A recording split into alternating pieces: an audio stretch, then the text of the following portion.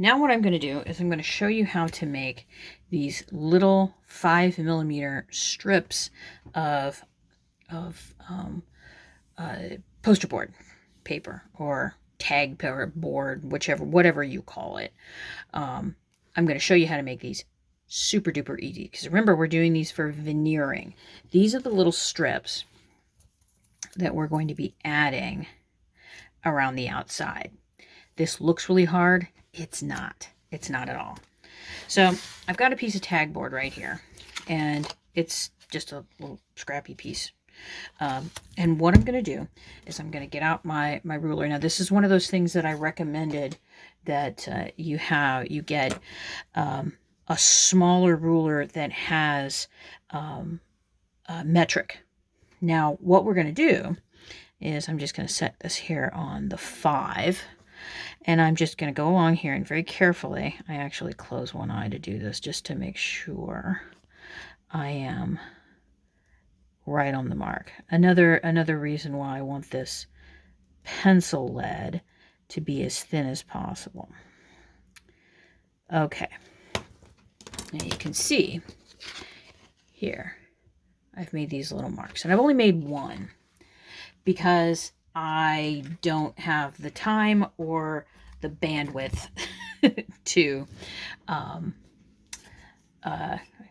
guess that's not going to work. I've got to still have it here to do the 2 measurements.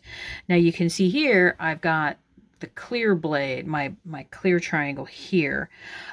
It's big enough. If I move this just here, you can see it, the tip of it just goes right off the top.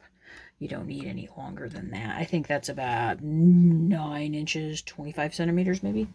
And then from here, I'm going to cut. Now you're saying to yourself, but wait a minute, are you cutting these perfectly? My answer is no. Not at all. What I'm doing is, I know that this end down here was cut by the manufacturer, so I know it's as straight as possible.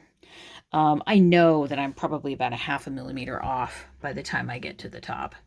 But I'm not going to sweat it, because I'll show you a trick later for trimming those. Now, one thing that can be said about using a plastic straight edge is you have to be more careful, because when you're using a really sharp knife, and when I'm putting this here on the mark, I'm looking here and here to see if they're about the same. Holding down. But you have to be very careful with a sharp knife, because it is plastic and it will take a cut to it. And you can see on here, I don't know if you can see it, there's little places where you can tell the knife has skipped the edge, and there's little dings in the edges, little places that I've gone in with sandpaper and really super fine grit, like wet dry sandpaper, to get rid of. And again, I just put it down on the mark. I look up here at the top, I look here at the bottom, and as long as they look pretty good, I'm gonna hold this down. I also want you to notice I've got my finger and my thumb away from the edge in case it does hop. Never put your finger here. There's one, I cut myself very badly when I was in art school, and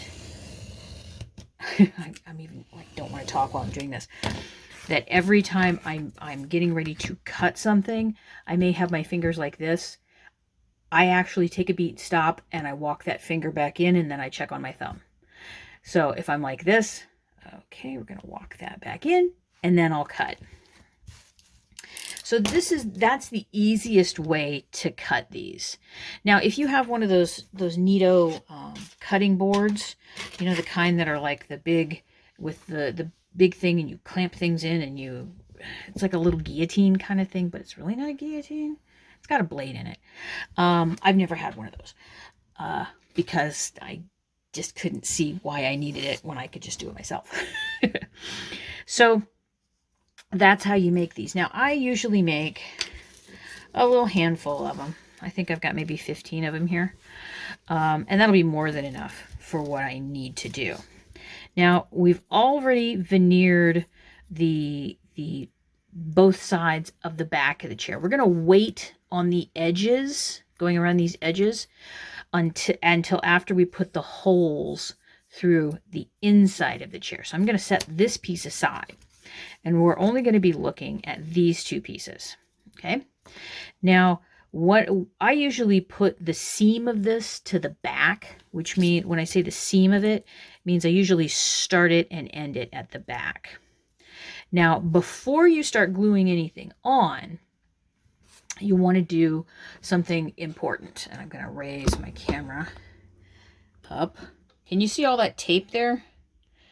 That tape is what I'm going to use to tape some of these down. I've also got a whole bunch of little pieces of masking tape on my camera arm here. So how do I do this? Well, got my white glue, and oh, I've got a big yucky thing on there. Let's get rid of that. Now, I'm going to start with going around one side, and you can see I'm just kind of adding a little bead of glue. Put that over there. Now, you can use either a toothpick or the same little scraper. I usually just use the scraper. The reason I like that is because the excess glue comes off on here, and I don't have to wipe it anywhere. So I think I'm going to add a little bit more because I want to get around this whole side. Okay. Now, remember that this is foam core. It's, okay, I want this side out. There's lots of little holes in it. I'm going to position that there, and then I'm going to grab one of my little pieces of masking tape, and I'm going to put it on my finger and make it not too sticky. And then I'm going to pull it taut and around. And I'm going to grab another piece. I want you to watch what I do here. I put it on my finger first to get rid of some of the tackiness. The glue that I purchased, or the tape, the masking tape that I purchased is dollar store masking tape, which is absolutely fabulous for this work because it's not very high quality. I need it basically to just hold on for a little tiny bit while things dry, but I don't want it to stick to this board or this paper. So I'm going to wrap this around, and yeah, you're going to get glue on your fingers. What I normally do, I put the glue, if I'm wiping something, I put it on my left hand on the back of my hand because I know I'm least likely to get something there or come up against something. Does that make sense? Okay, now this one has glued down pretty nicely, except for that giant boogery thing right there, which I might have to wait to pick it off. Now you can see I really haven't needed too much tape. I've gone along here and I've pressed things down. I want to make sure there's no gaps. This little thing I can take care of in a little bit. Now, you're probably wondering, how in the heck am I going to get rid of this end? Okay. What you do is you can do it two different ways. You can press it down like this and come at it with a knife, or if you're like me, which I am the lazy way, because I can't quite see where that is. It's white on white. I'm going to make a little mark right there. I sometimes, if I'm making a lot of something, I'll go ahead and measure all the way around and then clip things to length. But I just find I really don't need to. So now what you have is it's completely, this foam core is completely encased in carton board. So it's got a nice, flat, opaque surface. Now, because this is gonna, I think this is the side I'm gonna use. Yeah, because that's got another booger on it. I'm gonna do this one more time. Okay, but I'm gonna show you this different way where sometimes I go through and make sure I've measured it. So I'm gonna start here. I'm gonna go around. I'm holding it pretty taut in place, and I'm going to go around to about here. There's going to be a tiny tail. So now I know I only need this much. So I can put that down. I'm going to grab my glue again and add a bead, and you can see I usually go around half of the back. I usually start on all pieces. I'll start at the same place because I'm just that way. And I like using the little piece of cardboard because it kind of saves that glue. So because I'm kind of a penny pincher, so while I'm gluing, I can go back and grab it. So let's start there. I'm gonna grab one of my little pieces of tape. I just put it on my finger, take it back off, which means it's sticky, but not too sticky. And then we're gonna wrap around. Any little bits of glue, I usually wipe off on the back of my hand. Let's wipe that off there too. Wipe it down. I think I do need one more right there. Okay, good. And this wasn't too straight, so I'm going to have to show you how to fix it. And I'm not squeezing it down too tight, so we're going to add a little bit more glue here. And then I remember that I've got some still on the back of my little piece of cardboard.